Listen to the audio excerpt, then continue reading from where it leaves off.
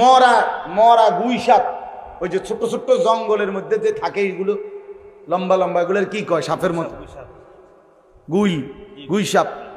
এই এরকম মরা গুই সাপ এক বেদুইন গ্রাম্য আরবের লোক এটা মরা এটারে আইনা নবীজির সামনে রাইকা বলছে, মোহাম্মদ যদি এই গুই সাপ এটা সাক্ষী দেয় তুমি আল্লাহর নবী, তাইলে আমি ঈমান আনবো।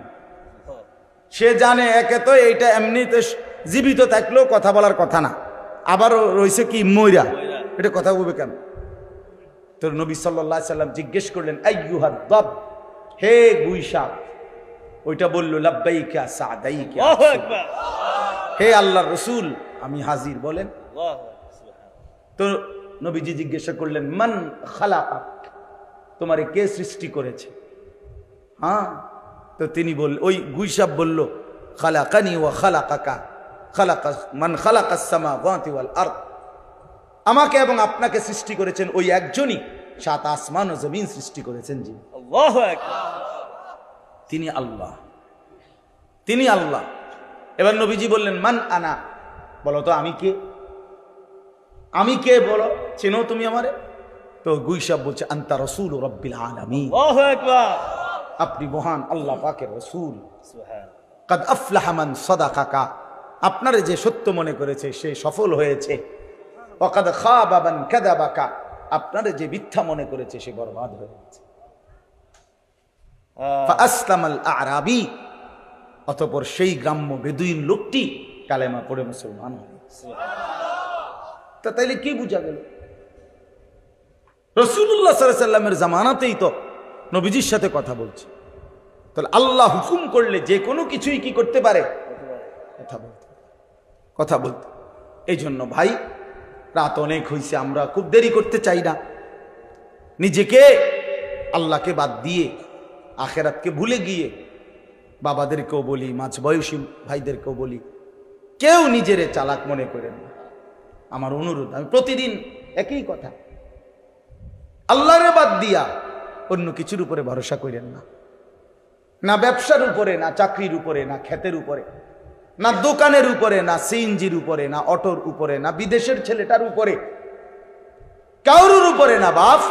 আল্লাহকে বাদ দিয়ে কাউকে বন্ধু বানাবেন না। মুমিনের বন্ধু শুধুই আল্লাহ। মুমিনের সমস্ত হাজাত রাওয়া, মুমিনের সমস্ত ছোট্ট থেকে ছোট্ট, বড় থেকে বড়, সব প্রয়োজন পূরণকারী শুধুই একজন, আল্লাহ।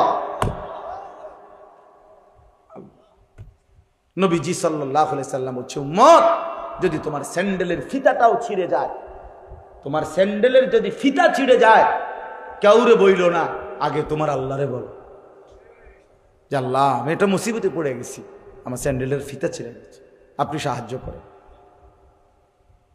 আপনি সাহায্য।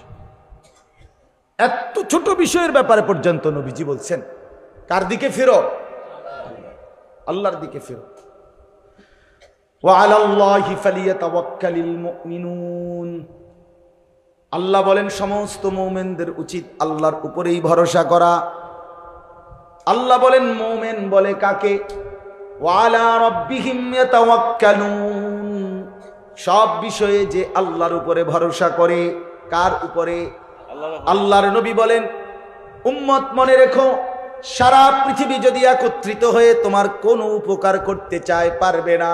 উপকার কেবল সেটাই হবে যেটা আল্লাহ তোমার জন্য লিখে রেখেছেন। সারা পৃথিবী মিলে যদি তোমার কোনো মুসিবতে ফেলতে চায়, কেউ পারবে না। মুসিবত, বিপদ, অ্যাক্সিডেন্ট সেটাই হবে যেটা আল্লাহ তোমার জন্য লিখে রেখেছেন। নবীজি বলছেন, ওয়ালাম আন্নাল উম্মাতা লাউ ইজতামাআত আলা আন ইয়ানফাউকা বিশাইইন লাম ইয়ানফাউকা ইল্লা বিশাইইন কাদ কাতাবাহুল্লাহু লাক।